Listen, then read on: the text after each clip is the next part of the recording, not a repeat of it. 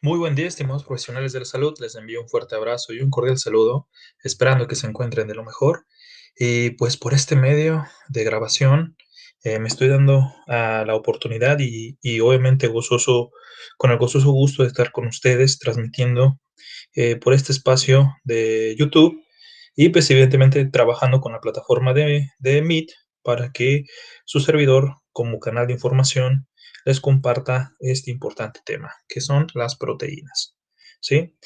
Adentrándonos a la información de estas biomoléculas orgánicas conformadas por carbono, hidrógeno, oxígeno y nitrógeno, y que también algunos autores mencionan que también tienen bioelementos de clasificación secundaria, como puede ser el magnesio, como puede ser el fósforo, como puede ser el azufre, y también en pequeñas cantidades el hierro y el cobre. Bueno, pues vamos a ver este tema y pues ahora sí que motivados al tomar nota y de la información que se comparta, ¿sale? Vamos a hablar de puntos muy interesantes, curiosos, y como sabes, esta información es guía para que tú enriquezcas más y más la información. Los temas que vamos a estar desdoblando acerca de esta mínima presentación, y te digo que es mínima porque el tema de proteínas es extremadamente grande, extremadamente vasto. Entonces, pues vamos a platicar de estos importantes 4 puntos. Metabolismo, vamos a hablar de él. Vamos a hablar de proteínas y sus estructuras. Vamos a hablar de aminoácidos. Y por último, terminaremos hablando básicamente de las enzimas, pero de las enzimas va a ser otra presentación más a profundidad, continuando evidentemente con esta unidad de estudio. ¿Vale? Bien, como introducción a las proteínas, dando una definición básica, obviamente brindada por el libro de bioquímica de Harpenter y también de bioquímica de Orton, nos dicen más que nada de forma muy básica que las proteínas son herramientas moleculares que realizan una sorprendente variedad de funciones, aparte de que sirven como material, como materia prima, ¿sí? A la célula, ¿sí? En sí, para, para que esta materia prima sirva como material estructural en todos los organismos vivos. Un ejemplo, una de las principales proteínas que nosotros estamos constituidos de nuestro músculo esquelético, y estas se les conoce como proteínas contráctiles, es la actina y la miosina. En las células musculares, obviamente de los mamíferos, de los animales, ¿sí? Podemos encontrar pues estas proteínas contráctiles, las cuales se excitan para llevar a cabo una contracción y una relajación. Y decirlo así, que estas proteínas que nos ayudan a la motilidad y a la contracción y relajación, y en este caso, pues, también desempeñan la importante función de ser proteínas contráctiles. Y aparte, ¿qué más? Las proteínas participan en funciones tan diversas como puede ser la catálisis, ahorita vamos a hablar de ello, obviamente parte importante de la realización de los procesos enzimáticos, que también las enzimas son proteínas, la regulación metabólica, ¿sí? El transporte de nutrientes, el transporte de sustancias, esto lo lleva a cabo las proteínas, y los mecanismos de defensa ante virus y bacterias, que obviamente nuestro cuerpo está presente y latente todo el tiempo. Entonces, pues decirlo así, que el estudio de las proteínas de una forma muy general, pues intervienen en todos los procesos vitales de nuestra célula, de nuestra unidad funcional de todo ser vivo, desde ser estructura, formar estructuras, moléculas de transporte, moléculas de defensa, rutas metabólicas, ¿sí? Mantenimiento, reestructuración, eh, reordenamiento, ¿sí? De todos los procesos vitales que realiza mi célula. Obviamente que estamos hablando que como principal materia prima que necesita mi célula para llevar a cabo todo eso que te acabo de mencionar, se necesitan de las proteínas. Bien, pues para ello abonamos un poquito más de información y ahora nos adentramos a la definición de metabolismo. El metabolismo es el conjunto de procesos físicos y químicos, y de reacciones en las que está sujeta la célula. Entonces, estos son todas estas reacciones químicas y físicas, estos darán y permitirán a la misma célula sus actividades, sus principales actividades, como es la reproducción, el crecimiento, el mantenimiento de sus estructuras y la respuesta de los estímulos que recibe. Entonces, qué queremos decir a todo esto? Nuestra unidad funcional de todo ser vivo, nuestra célula, obviamente que está comprometida ante un medio que la rodea, ante ante procesos meramente de estímulos físicos y químicos, y entonces la célula empieza a llevar a cabo procesos de acción y reacción. Entonces, ¿esto para qué? Para el proceso de replicación, reproducción, crecimiento, desarrollo, reestructuración, evolución de todos los estímulos que la misma célula percibe y recibe. ¿Sí? Entonces, dicho de esta manera, pues estamos involucrando que estos procesos meramente físicos y químicos intervienen mucho a las biomoléculas orgánicas, inorgánicas, los electrolitos, este, la cantidad de agua que nosotros ingerimos, la cantidad de sueño, la actividad física que realizamos, el momento que estamos estudiando, la respiración, la inhalación, la exhalación, el intercambio de gases, la filtración glomerular, el trabajo del hígado, las respuestas químicas y físicas que obviamente realiza nuestro cerebro, la frecuencia cardíaca, toda y cada una de nuestras células en todos los procesos físicos y químicos que obviamente se reciben. ¿Para qué? Para que la misma célula se adapte ante un medio que la rodea. Pero dentro del mismo metabolismo encontramos dos importantes definiciones que desmenuzan más el contexto general de estos procesos físicos y químicos. Dicho así, que el funcionamiento, el catabolismo y el anabolismo son otras dos importantes definiciones acerca del metabolismo. El funcionamiento del metabolismo principalmente se debe a dos procesos distintos, pero que están acoplados y son dependientes el uno del otro. El catabolismo es el encargado de liberar la energía, en tanto el otro proceso, el anabolismo, ¿sí? O el anabólico, utilizará tal dicha energía para recomponer enlaces químicos y construir otros componentes de la célula, como pueden ser las proteínas, y en este caso, pues los ácidos nucleicos que tenemos aquí en nuestro código genético de información, que es el ADN y el ARN. Entonces, ¿qué quiero decir a todo esto, mis estimados profesionales? Que uno se encargará de desdoblar moléculas complejas, empezar a destruir, a separar, que es el catabolismo, hasta poder encontrar moléculas más pequeñas. Y una vez que esas partículas o esas moléculas están muy pequeñitas, la célula va a poder trabajar con esas partículas y va a empezar a seleccionar qué necesita para construir.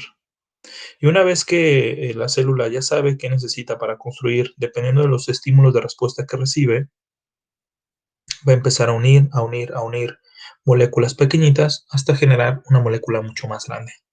Y esto ayuda a la célula, pues, a mantenerse, a dividirse, a reproducirse, a reconstituirse y evidentemente evolucionar. Entonces, todo el tiempo, jóvenes, todo el tiempo nosotros estamos catabolizando y anabolizando, todo el tiempo. El catabolismo sería pasar de un estado meramente complejo a un estado simple, es decir, que las moléculas, estando en un estado complejo, pasen a un estado simple. ¿Por medio de qué? De la separación, de la destrucción, del desdoblamiento de moléculas. Eso sería el catabolismo. Y el anabolismo sería que una vez que nosotros tenemos las moléculas en un estado simple, en un estado sencillito, pasa en un estado complejo y evidentemente la célula vaya a unir estas moléculas pequeñitas, construir, enlazar, producir hasta que genere los enlaces pertinentes a cada una de las moléculas pequeñitas hasta generar una molécula mucho más grande, que esta pueda ayudar a las respuestas de estímulo que se reciben, como ya lo mencionamos, para llevar a cabo el mantenimiento de todos los procesos vitales de la célula. Entonces, así es, todo el tiempo estamos acoplados ante estas dos definiciones que evidentemente engloban todo el metabolismo.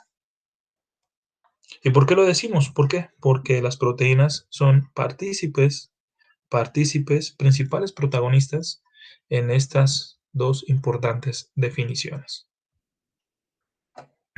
Tenemos esta imagen, jóvenes, esta importante imagen que nos dice, en una forma muy general, ¿sí? Nos dice estas dos importantes definiciones que anteriormente te di lectura y te expliqué. Pero ya teniendo esta ilustración, podemos entrar en puntos mucho más específicos, ¿sí? Entonces, ¿qué pasa aquí? Tenemos aquí una molécula grande. Imaginémonos que estas 1, 2, 3, 4, 5 moléculas pequeñitas están juntas, están pegaditas, ¿sí? Entonces están en un estado meramente complejo. Todos los alimentos que nosotros ingerimos están en un estado meramente complejo. La fruta, la verdura, los cereales, las leguminosas, la carne que consumimos, los lácteos, todo está en un estado meramente complejo. Entonces, nuestro sistema digestivo va a empezar a catabolizar, involucrar el catabolismo por medio de también medios acuosos, involucrando obviamente la actividad química del agua, y consideramos que esto también es una reacción química, la hidrólisis, que es, volvemos a la definición de esta palabra, importante en reacciones químicas, que es ruptura o separación de una molécula de agua para formar parte de otra especie química. Entonces, pues ya sabes que el agua realiza una sorprendente función en reacción química en también ayudar al proceso del catabolismo, en que estas moléculas pues también se separen. Si nosotros queremos tener un metabolismo, un catabolismo mucho más acelerado, en el sentido de separar moléculas, para obtener energía, evidentemente la correcta hidratación sería una de las alternativas mucho más fehacientes. Ahora, estas moléculas en un estado complejo, catabolismo, por medio del agua y de reacciones químicas diversas, nosotros ya tenemos una separación de moléculas y aquí ya tendríamos aquí moléculas más pequeñas, es decir, que el catabolismo pasó de un estado complejo a un estado simple. Y anabolismo, aquí la célula, imaginémonos que está aquí, la célula, deja pasar estas moléculas a su espacio intracelular y estas moléculas se van a empezar a unir, a enlazar nuevamente, ¿sí? Cuando se empiezan a unir estas moléculas, también nosotros podemos producir agua porque estas moléculas, al volverse a enlazar, pueden desprender hidrógeno y oxígeno y nosotros tener un desprendimiento o una creación de agua metabólica que se considera también obviamente por reacciones químicas en los enlaces de las moléculas cuando se vuelven a unir. Entonces, aquí decimos que el anabolismo sería todo lo contrario de un estado simple a un estado complejo para volver a posicionarte en este estado. Pero evidentemente la célula va a tener este reordenamiento de moléculas a fin de que lo que ella produzca sea acorde a los procesos vitales que ella realiza o tiene que llevar a cabo. Tenemos aquí esta imagen, importante también, que nosotros decimos que si esta persona que está de este lado, con su brazo más delgado que él quiere estar de aquí para acá, pues tendrá que anabolizar, ¿no? De un estado simple a un estado más complejo. Pero ¿qué pasaría si esta persona también perdería músculo y estaría en un estado de desnutrición, no se alimentara correctamente o no haría ejercicio como es debido?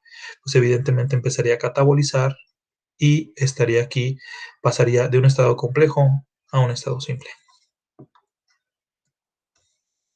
Tenemos otra ilustración más que aquí nos dice que el metabolismo, moléculas grandes, catabolismo, destrucción a moléculas más pequeñas.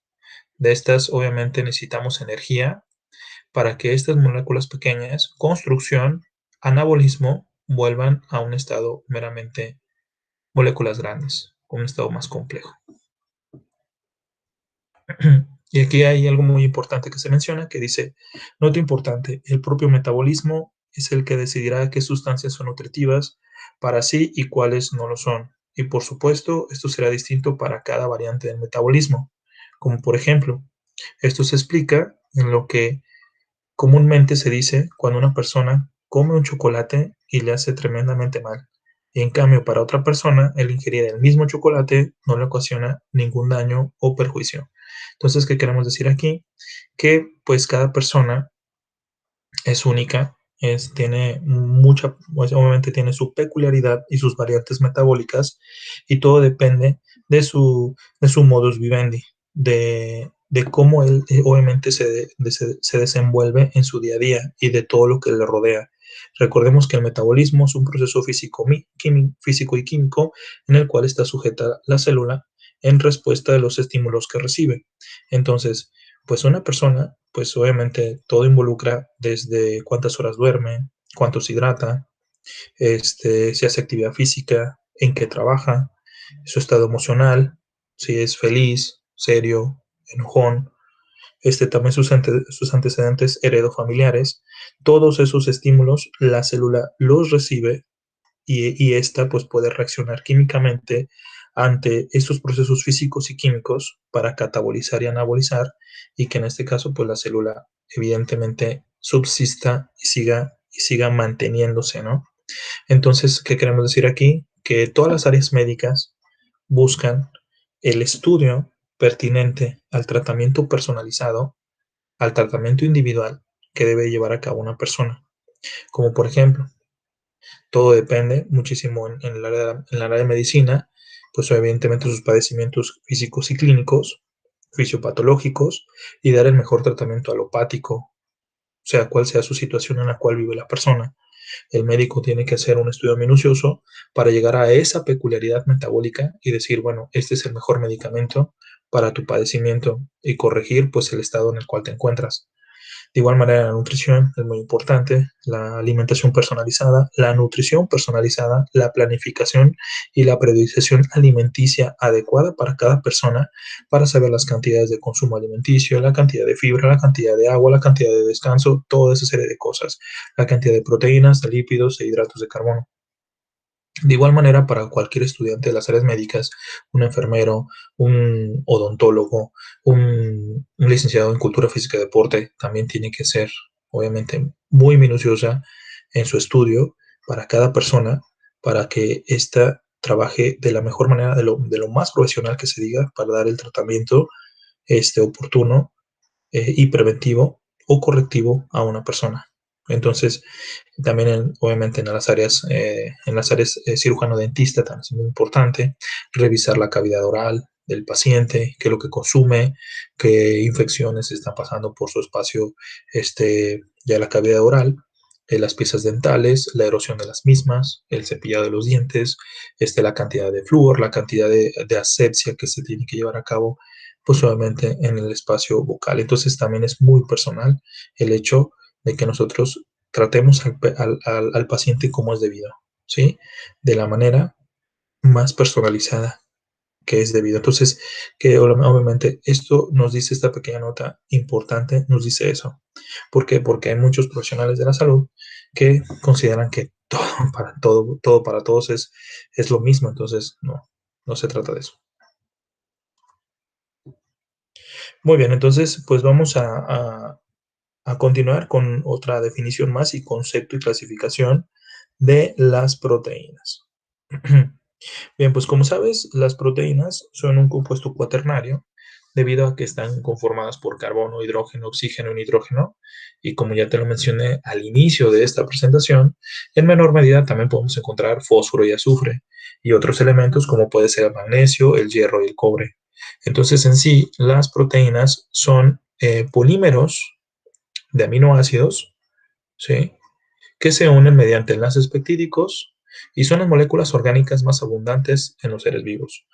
Su importancia radica en muchísima variedad de funciones diferentes que pueden desempeñar, y ahorita te platico de todas las funciones de, de la célula, ¿sale? Entonces, decirlo así en una sencilla explicación. Las proteínas son biomoléculas orgánicas conformadas por aminoácidos, y estos aminoácidos están unidos por enlaces peptídicos y son las biomoléculas orgánicas más abundantes en los seres vivos y tienen una, obviamente, una multifuncionalidad, ¿sí?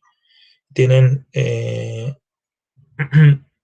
obviamente desempeñan muchísimas funciones y nosotros podemos empezar a clasificar las proteínas dependiendo de su función, su forma, su estructura, ¿sí? Y su trabajo bioquímico. Entonces, esta es como la puerta de entrada a una cascada de información bastante grande, jóvenes. Entonces, recordemos que mi información es guía al estudio y que tú tienes la oportunidad de enriquecer más y más y más de información.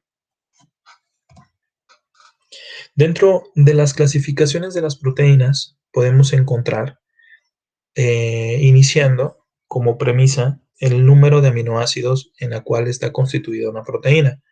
En este caso, nosotros tenemos péptidos y que los péptidos pueden ser aquellos, evidentemente es una proteína pequeñita, podemos decirlo así, que puede ser de 2 a 100 aminoácidos. Pero estos péptidos pueden dividirse en oligopéptidos, que son también proteínas oligopéptidas muy pequeñitas, que son aquellas que tienen de 2 a 10 aminoácidos. E incluso también proteínas polipeptídicas que pueden llegar a tener de 10 a 100 aminoácidos. Y proteínas muy complejas, ¿sí? Que pueden ser aquellas que tienen de 100 a 5000 aminoácidos, ¿sí? Entonces, algunos autores así también clasifican a las proteínas por el número de aminoácidos y también en este caso existen las clasificaciones de proteínas simples, que este se le conoce como holoproteínas, y estas holoproteínas se le conoce como aquellas que están conformadas por puros aminoácidos. Y en este caso podemos entender que existen proteínas de forma circular, que son globulares, o proteínas estructurales, que son fibrosas o filamentosas, ¿sí?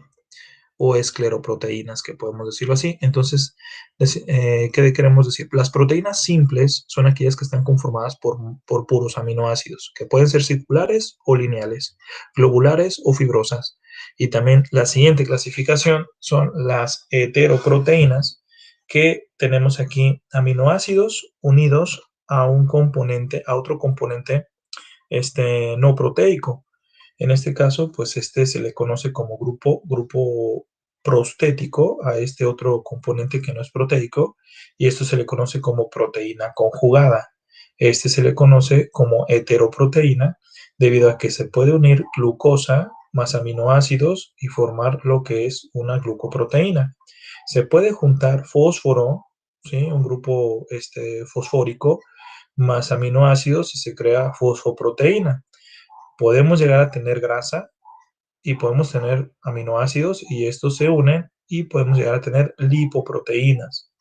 Después podemos llegar a tener fósforo, zinc,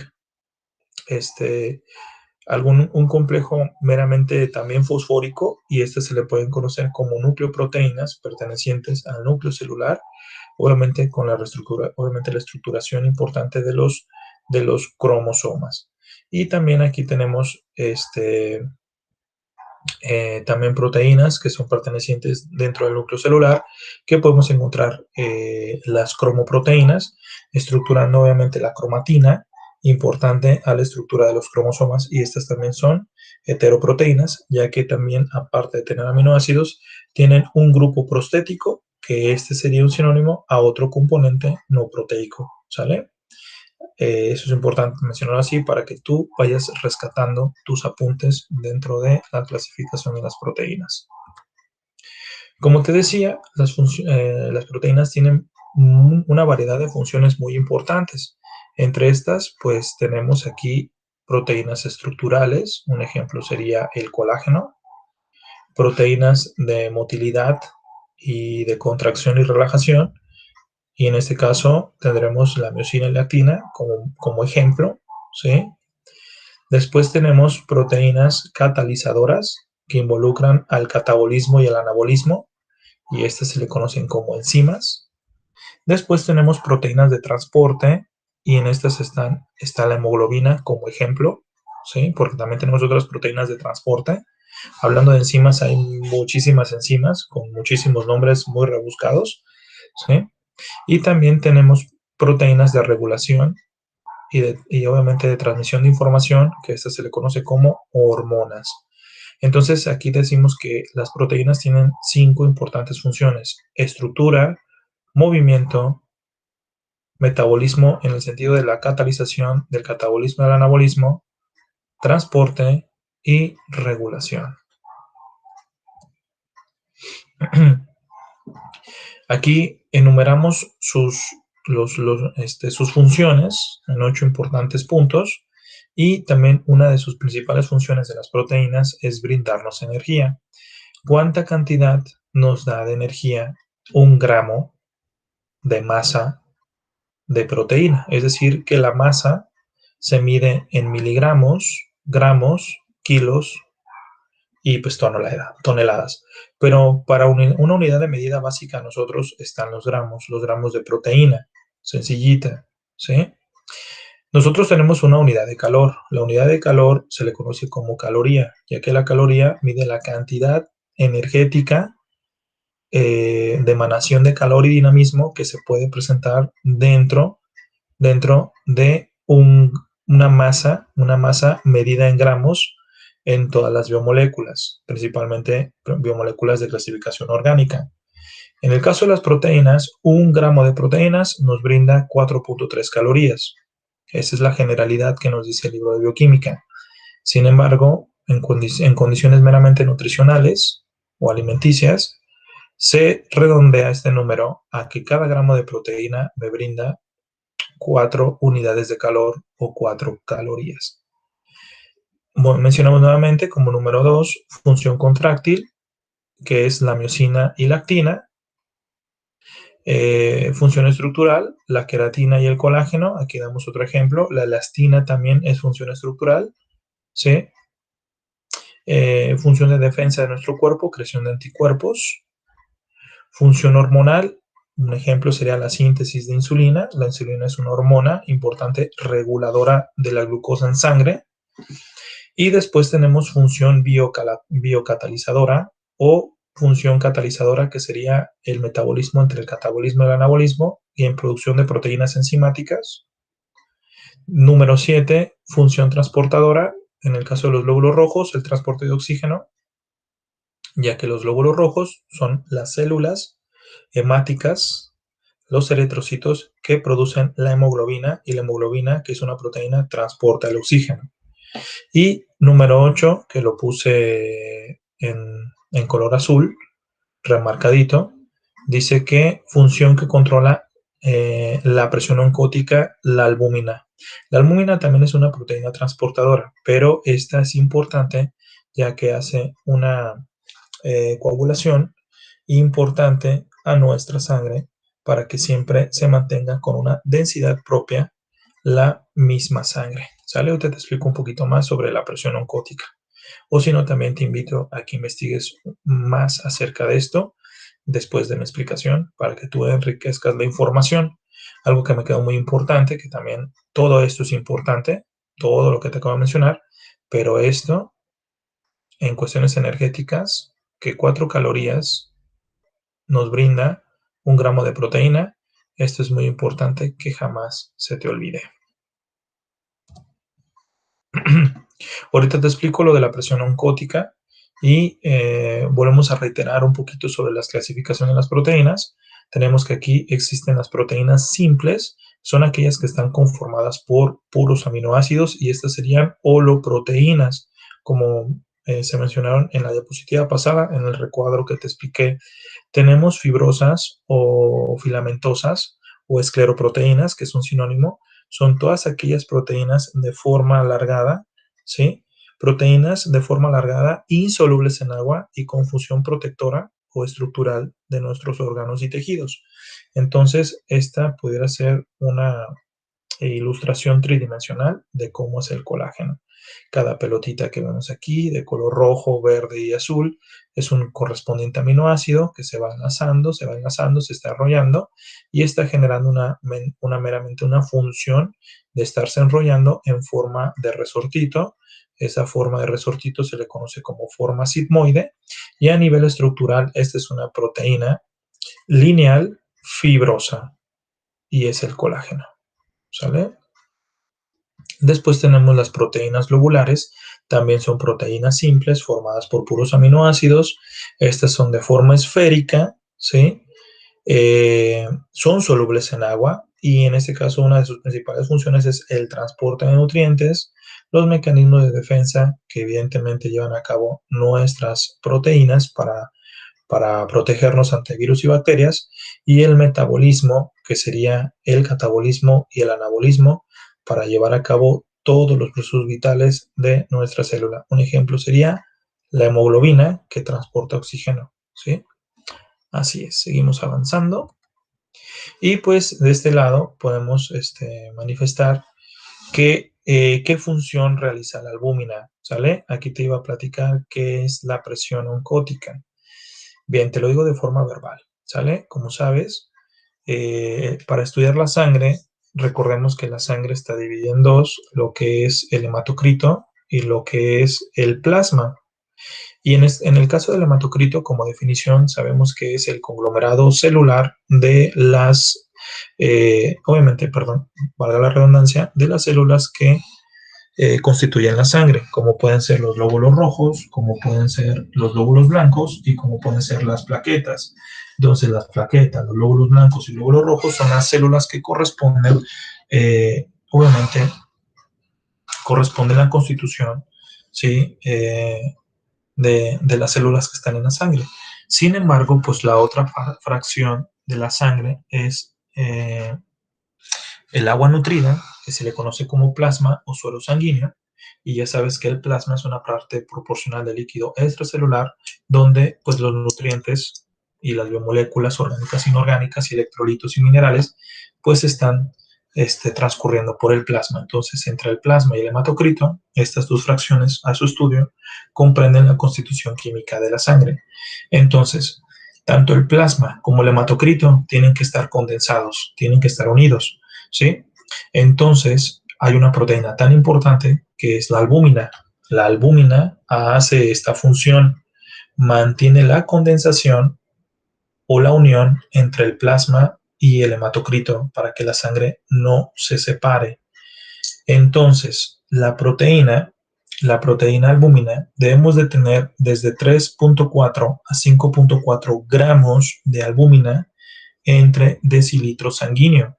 Es decir, que por cada 100 mililitros de sangre nosotros podemos llegar a tener un parámetro normal bioquímico de 3.4 a 5.4 gramos, ¿sí?, de albúmina por cada 100 mililitros de sangre.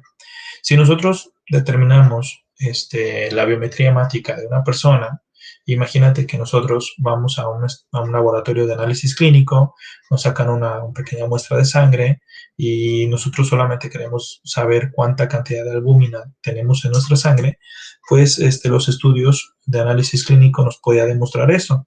¿Y pues para qué sirve el estudio de la albúmina? Para determinar desnutrición, más que nada.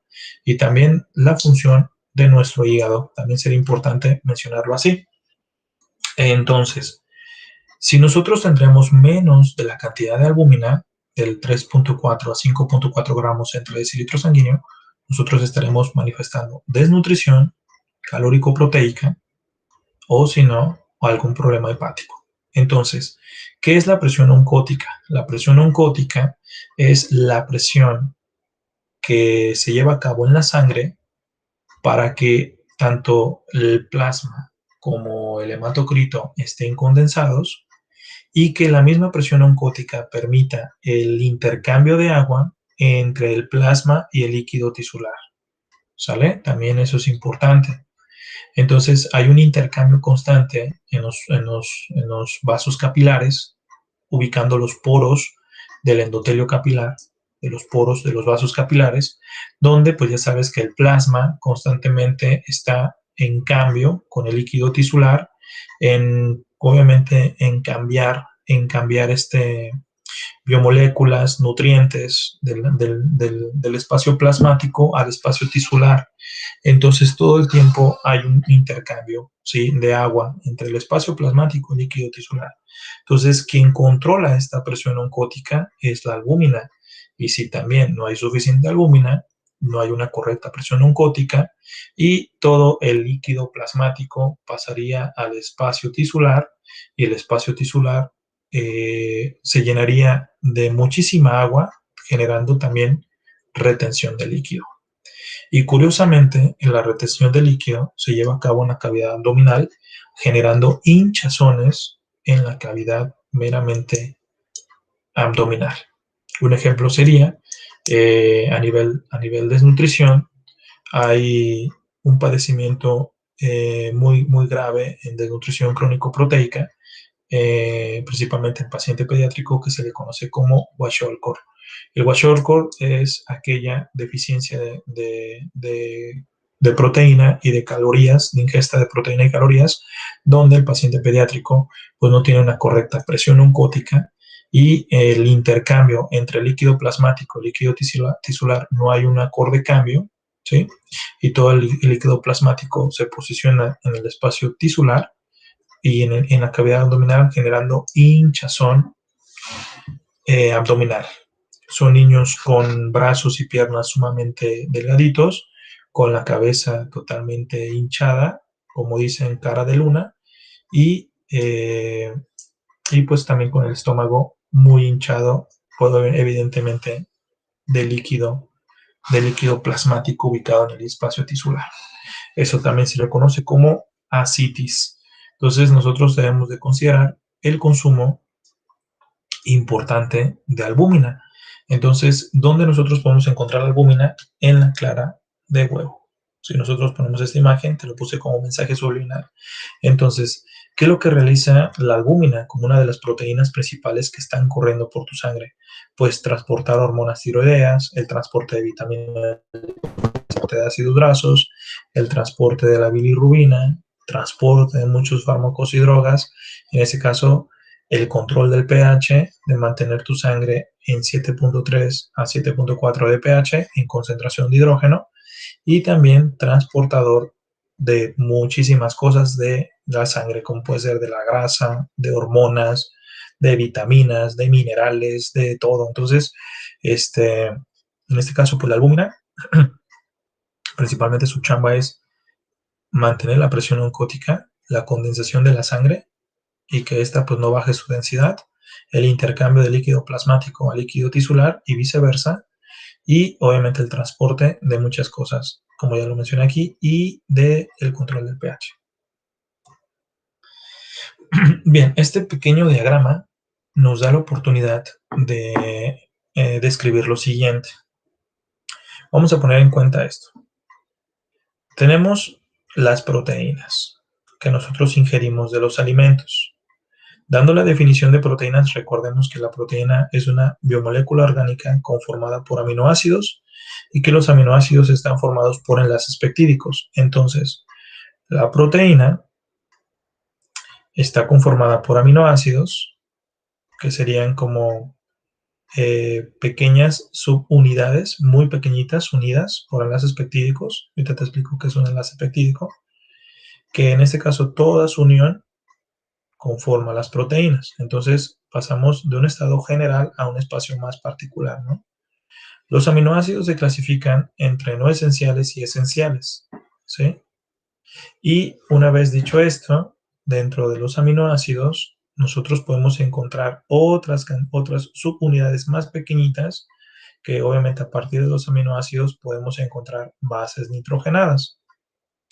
Y dentro de las bases nitrogenadas podemos encontrar estas 4 importantes como llaves de acceso a información de la estructuración de información del ADN, que es la guanina, la timina, la citosina y la adenina. En el caso de las bases nitrogenadas para el RNA, sería la guanina, el uracilo, la citosina y la adenina.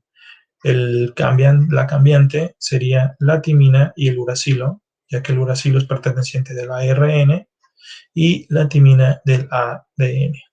Entonces, estas bases nitrogenadas se juntan con azúcar, se juntan con fósforo, y una vez que se junta esto, se forma un nucleótido. ¿Sale? Azúcar, fósforo y base nitrogenada, se forma un nucleótido. muchísimos nucleótidos unidos forma el ADN. El ADN hace una pequeña copia parcial sustituyendo timina por uracilo y formaría el ARN o RNA, como quieras decirlo. Entonces, una vez que se formó una pequeña copia parcial del ADN sustituyendo timina por uracilo, porque el ADN es sumamente grande, solamente se hace una pequeña partecita de información de esta y esta se llamaría de esta manera, ARN.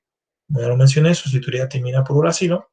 Esta pequeña información como copia parcial de esta, del ADN, obviamente que todo esto se lleva a cabo en el núcleo, el ARN sale esa información, se va a los ribosomas, porque los ribosomas son la máquina, la fábrica de proteínas, da lectura a la copia parcial del ADN, que es ARN, empieza a leer el ARN, y en ese caso el ribosoma, como te dije que es la fábrica de proteínas, formará proteínas, y un ejemplo aquí es producir enzimas.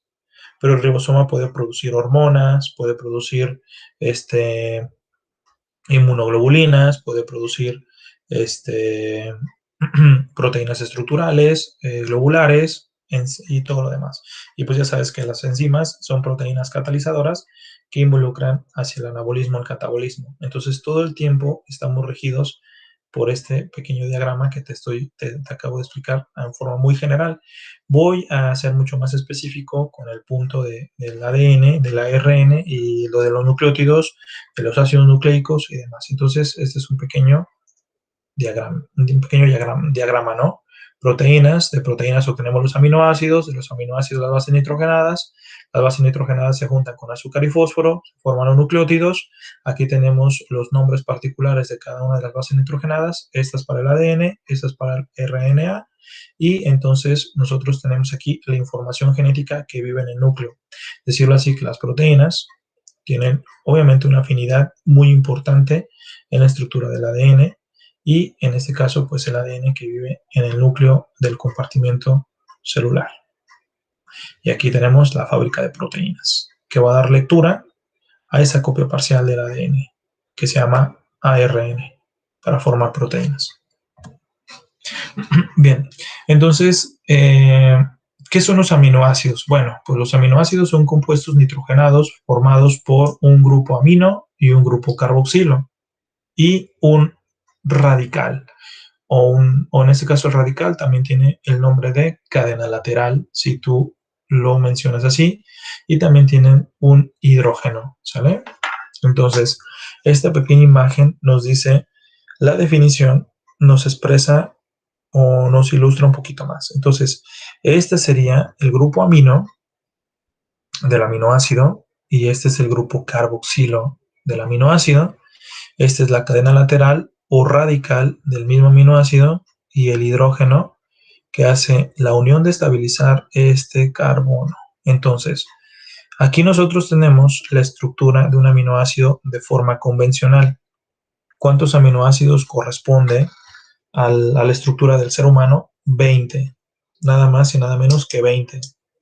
Entonces, ¿cuál es la diferencia entre un aminoácido y otro? Simplemente la letra R, ya que la letra R puede ser un signo de interrogación porque podemos entender que esta cadena puede ser diferente de un aminoácido u otro. Entonces, ¿qué quiero decir a todo esto? Bueno, pues aquí tenemos el nombre de aminoácido, ya que el grupo carboxilo en concentración de pH obviamente un ácido débil. Entonces, este es el grupo del carboxilo, ¿no? Un grupo carboxilo es un COOH. Obviamente aquí tenemos aquí el carbono con un doble enlace de oxígeno y un hidrógeno. Entonces, ¿qué quiero decir aquí? Que esto es un grupo carboxilo, un grupo ácido, y este es un grupo amino. Un nitrógeno unido a dos hidrógenos, y esto es un grupo amino. Entonces, dicho de esta manera, aquí está el nombre, ¿no? Aminoácido, con su condependiente hidrógeno y su cadena lateral o radical, como quieras decirlo. Los aminoácidos, estructuras, clasificaciones y propiedades. Vamos a adentrarnos un poquito más a ello. Vamos a hablar de forma general, ya que a continuación vendrá otra presentación hablándote exclusivamente de puros aminoácidos, sus estructuras, sus funciones, sus clasificaciones y sus enlaces. Entonces, los aminoácidos son solubles, pueden tener una solubilidad muy amplia, solubles en agua, en ácidos o bases diluidas, ya que los aminoácidos pues, pueden tener esa importante reacción química en que sean diluidos en agua o medios ácidos o soluciones alcalinas. Son compuestos sencillos, estables, que presentan un grupo carboxilo, como ya te lo mencioné aquí, y un grupo amino. Los que tienen un grupo amino en el carbono siguiente al carboxilo se le denomina alfa-aminoácidos. Si lo tienen el segundo, se llamaría beta-aminoácidos. Y los aminoácidos presentes en los seres vivos son todos alfa-aminoácidos. ¿Qué quiero decir aquí? Pueden haber muchísimos aminoácidos en toda nuestra naturaleza. ¿Cuántas proteínas existen en nuestro planeta hasta ahorita? Descubiertas tentativamente 650 a 700 diferentes proteínas hay en nuestro planeta.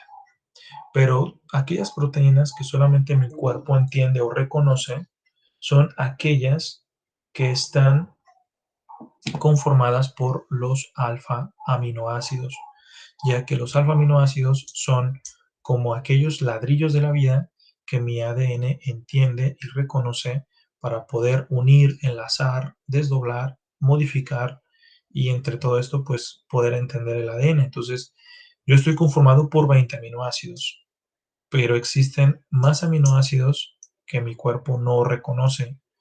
Pudieran ser beta aminoácidos, gamma aminoácidos o delta aminoácidos, ¿sí? Si gustas eso te lo explico de mejor manera en pintarrón y plumón para el siguiente video, ¿sale? Bien, ¿qué es un enlace peptídico? Bueno, quiero antes que nada este dibujote que te puse aquí, esta imagen hecha por tu servidor, quiero que pongas atención, ¿sí? En este espacio. Imagínate que esto que yo estoy señalizando, de aquí a aquí, es un aminoácido 1, aminoácido 1. Y este que está acá es el aminoácido 2. Entonces, imagínate que el aminoácido 1 se quiere juntar con el aminoácido 2. Este aminoácido, sabes que aquí tiene su grupo amino, el NH2, tiene su carbono alfa, porque es un aminoácido alfa, alfa aminoácido, tiene su cadena lateral acá arribita, R1, su hidrógeno, y de este lado está su grupo carboxilo. Aquí tenemos el carbono, oxígeno, oxígeno, H, COOH. El grupo carboxilo también tiene aquí una subunidad, que este grupo se le conoce como grupo hidroxilo. Grupo carboxilo, grupo hidroxilo. Y el grupo hidroxilo es un OH, un oxígeno con un hidrógeno. ¿Sale?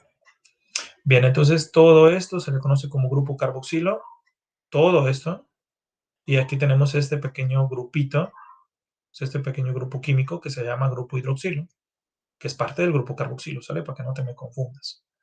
Entonces, el aminoácido 2 también tiene su grupo amino y tiene su grupo carboxilo. Y aquí tiene su cadena lateral, R2, y su propio hidrógeno y el carbono alfa. Este también es un alfa aminoácido. Entonces imaginémonos que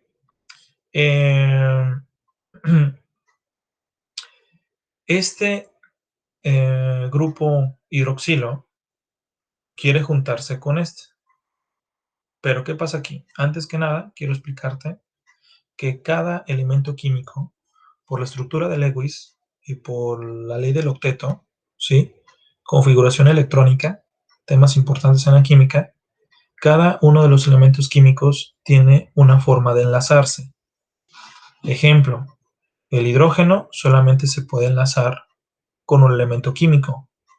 El carbono se puede enlazar con 4 elementos. Por eso tiene aquí 4 diferentes, como 4 brazos. El oxígeno puede enlazarse con 2, tiene 2 brazos, ¿sí? El nitrógeno puede llegar a tener 3 brazos o incluso 4 brazos, curiosamente, el nitrógeno, ¿sí? Entonces, aquí para nuestro entendimiento, aquí tenemos al nitrógeno con tres bracitos, ¿no? Que está uniendo a este hidrógeno y este hidrógeno, ¿sale?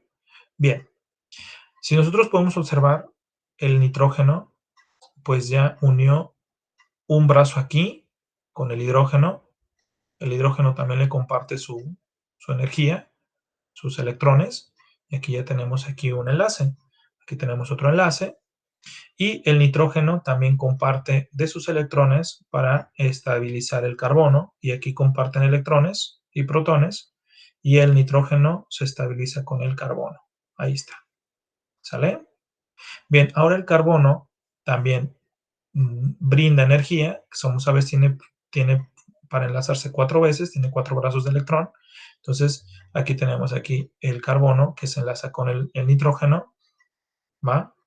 Aquí tenemos el carbono que se enlaza con la cadena lateral, aquí este carbono que se enlaza con el siguiente carbono y este carbono que se enlaza con el hidrógeno, ¿sale? Entonces ahí también el carbono está estable. Ahora, pues tenemos aquí este carbono le brinda energía al otro carbono, un brazo, el oxígeno se le brindan 2 brazos y, y en este caso el carbono brinda otro brazo al grupo hidroxilo que está de este lado. Ahora, el caso del oxígeno, como tiene nada más 2 brazos de electrón de brindar su energía, pues brinda su energía al carbono y este oxígeno ya está estable. Sin embargo, este OH, este grupo hidroxilo, tiene un enlace con el hidrógeno, pero queda otro libre enlace para que se estabilice el grupo carboxilo. Pero curiosamente, el grupo hidroxilo, perdón, que es este OH, si este aminoácido 1 se quiere juntar con el aminoácido 2, lo que va a hacer es generar una condensación. Va a tener que liberar el aminoácido 2 un hidrógeno de su grupo amino y el aminoácido 1 del grupo carboxilo en su estructura del grupo hidroxilo separar lo que es el OH. Entonces se separa este OH, se separa este hidrógeno, se juntan, comparten energía, este hidrógeno comparte su brazo con este hidrógeno y ya se estabilizan y aquí ya tenemos H2O y evidentemente formación de agua por condensación. Si un aminoácido se junta con el otro, evidentemente también se crea agua. ¿Y cuál sería nuestro resultado? Bueno, pues el resultado sería el que está acá abajo. El grupo amino del primer aminoácido, su cadena lateral, el grupo carboxilo, el hidrógeno y aquí nomás quedó el carbono con su doble enlace de oxígeno. Si ves aquí ya no está el grupo hidroxilo, aquí ya quedó simplemente con carbono, oxígeno. El carbono genera un enlace directo con el nitrógeno y el nitrógeno con su único nitrógeno, el nitrógeno con el hidrógeno que quedó. Y aquí esto ya se estabilizó, un brazo aquí 1, un brazo acá 2, un brazo aquí 3. El nitrógeno está estable. El hidrógeno le da su único brazo el hidrógeno al nitrógeno, estable. Carbono tiene doble brazo con el oxígeno, un brazo al nitrógeno, son 3, y un carbono hacia este lado, y ya tenemos los 4 brazos del carbono. Y de igual manera para este carbono, un brazo aquí, un brazo acá, un brazo acá, un brazo acá, ya está estable. Entonces, si nosotros tendríamos de este lado un aminoácido 3, volvería a pasar lo mismo. Se puede separar esto del aminoácido número 3, del grupo amino, se puede separar un hidrógeno y volver a formar una molécula de agua. Y entonces así podemos formar los enlaces peptídicos y este es el entendimiento de cómo los aminoácidos se unen unos con otros. En nota importante, se conocen 20 aminoácidos distintos y hay 8 que no pueden ser sintetizados o producidos por la especie humana. Se llaman aminoácidos esenciales. Y esos son importantes que te los aprendas, ya que los aminoácidos que tu cuerpo requiere o son obligatorios porque no los puede producir o sintetizar, es la valina, leucina, isoleucina, metionina, fenilalanina, treonina, triptófano y lisina. Aquí tenemos esta tabla que ya nos puede dar una clasificación más amplia de los aminoácidos, ¿sí? Aminoácidos esenciales. Aquí tenemos 1, 2, 3, 4, 5, 6, 7, 8, 9. Entonces, pero profe, ¿no me está engañando? ¿No que la diapositiva decía, la diapositiva pasada decía 8? Pues sí, pero simplemente abone uno más, que es la histidina. La histidina se le conoce como aminoácido facultativo, al igual que la arginina.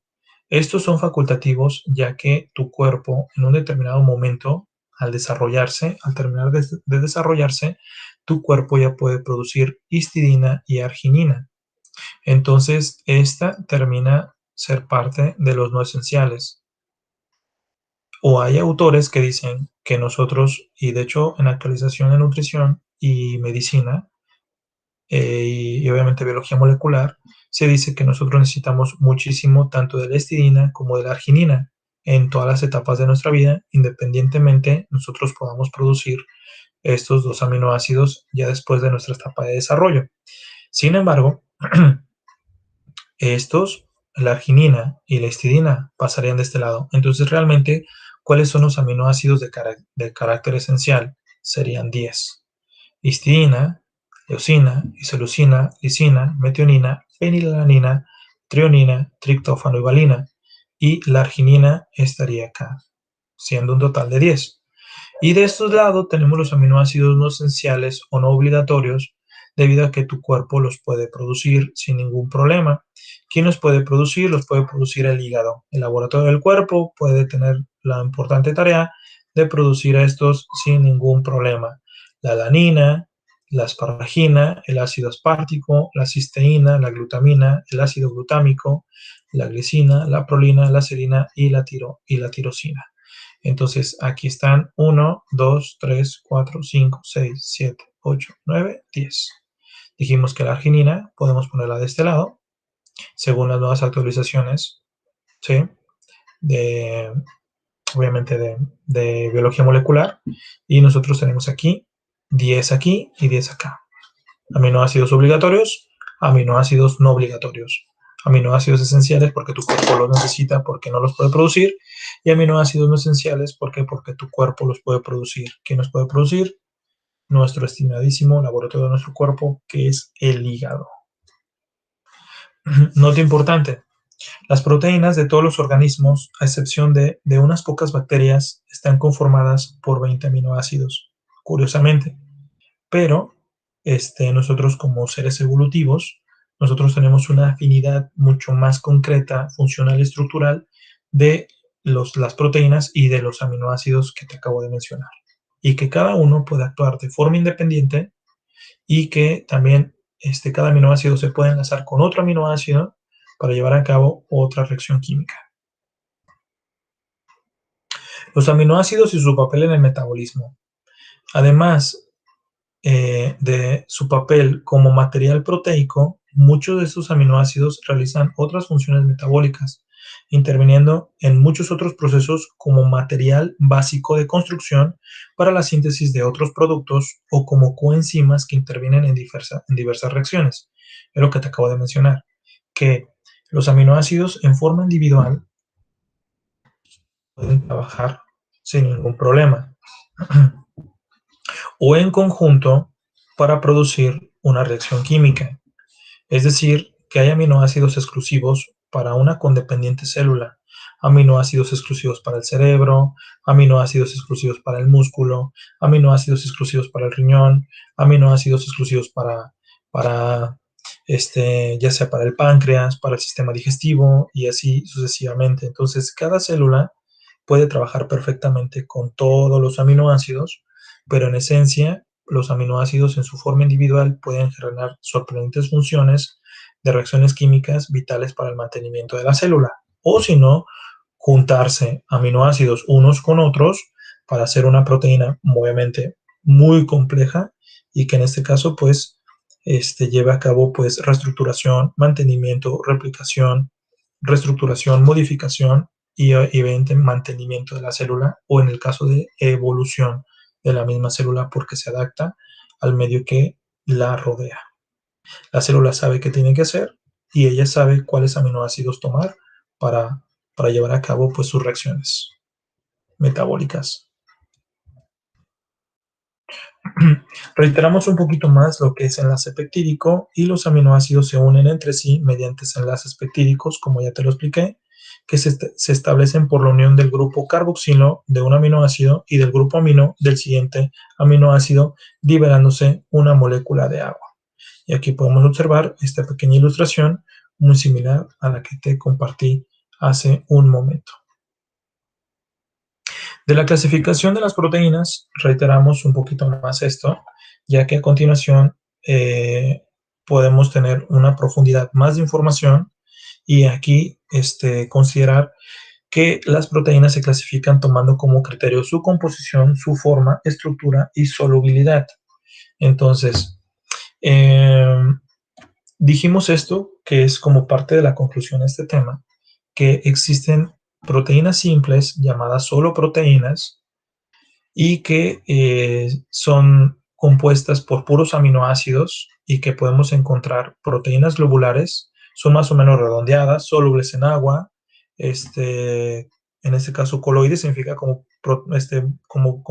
forma esférica, que tienen en este caso estructuras terciarias y cuaternarias, y su función es dinámica.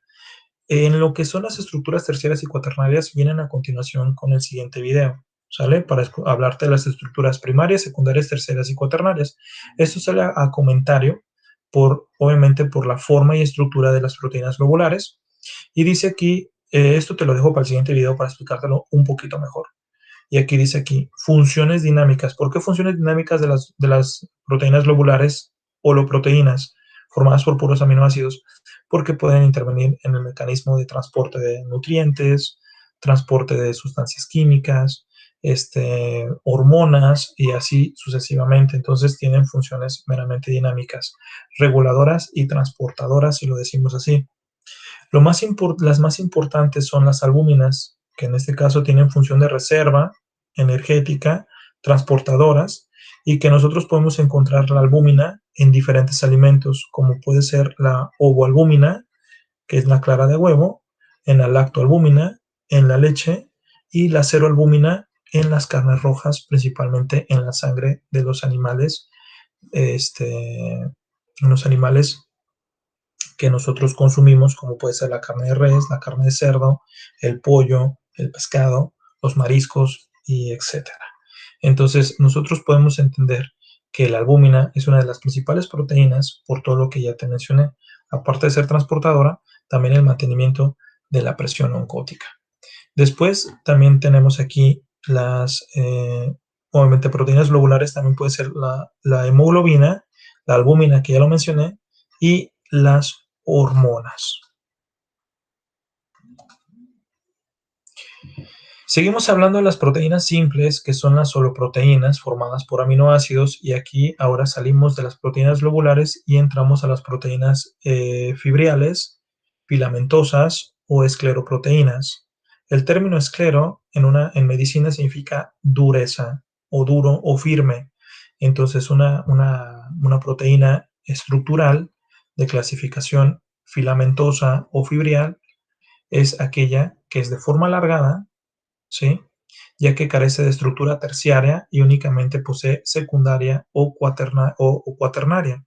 Son insolubles en agua y generalmente estructurales. Y en estas destacan lo que es el colágeno, que abunda en los tejidos conjuntivos, cartílago y la masa ósea. Si nosotros nos preguntamos cuál es la proteína que más abunda en nuestro cuerpo, es el colágeno. Tiene como función de protección y soporte, y en este caso, pues nosotros podemos encontrarlo. Imaginémonos que nosotros tenemos la pulverización de hueso, imagínate, de hueso animal, lo que es la grenetina, y nosotros tenemos como este riquísimo postre que es la gelatina. La gelatina es puro colágeno, jóvenes. Entonces, pues, ¿para qué también se sirve? ¿Para qué sirve, no, la gelatina? Pues obviamente para reestructurar tejido conjuntivo, cartílagos, la masa ósea, el cuero cabelludo, nuestras uñas, nuestro cabello, ¿no? Entonces, para ello sirve el consumo de la gelatina, vaya, no como suplemento de colágeno hidrolizado, no, sino simplemente el consumir este postre, pues una vez al día, con una pequeña cantidad, una taza, sería muy oportuno. Y también como proteínas estructurales tenemos la queratina, forma estructural como el pelo, la lana, las uñas, y como dato a colación, sale a comentario, sale pues las plumas de las aves también están en forma de queratina. Por último tenemos lo que son las heteroproteínas, que son las proteínas conjugadas, y ya dijimos que son aquellas que están, son un grupo de proteína unido a un grupo prostético, a una molécula no proteica, ¿sí? Entonces aquí podemos tener glucosa más proteína, tenemos aquí glucoproteínas, que sirve como por la formación de anticuerpos, también la formación de hormonas, que es la hormona folículo estimulante, que esta puede ser a base también de proteína y grasa, hormonas de crecimiento, la testosterona, hormona luteinizante, y reguladoras de los caracteres sexuales, como puede ser la testosterona o el estrógeno por parte del género femenino. También nosotros tenemos como comentario importante, como una heteroproteína, podemos llegar a tener proteína con grasa que se llama lipoproteína, y aquí tenemos, dependiendo de la concentración de grasa de la lipoproteína, puede ser aquella que tenga muchísima cantidad de grasa y poca cantidad de proteína, gran cantidad de grasa y poca cantidad de proteína, y mucha cantidad de proteína y poca cantidad de grasa. A este se les conoce como VLDL, LDL y HDL. Este es un tema obviamente para los lípidos. Vamos a hablar de estos, de las lipoproteínas, que son proteínas conjugadas o heteroproteínas.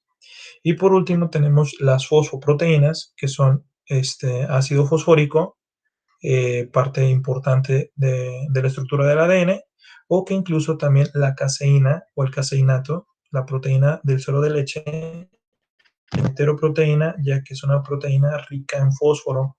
Entonces también es importante que dentro de este alimento podemos encontrar una heteroproteína.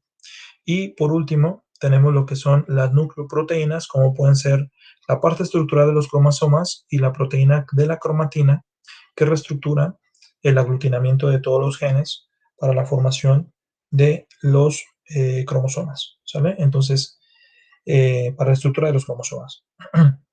Entonces, hasta aquí me voy a quedar. Esta es la parte final de esta pequeña introducción y presentación. Espero que te haya gustado el tema y continuamos con estructuras de proteínas, después hablando de enzimas y después aminoácidos, sus estructuras, clasificaciones y funciones. Muchas gracias. Sigue estudiando, enriquece la información y nos vemos para la próxima. ¿Sale? Muchas gracias.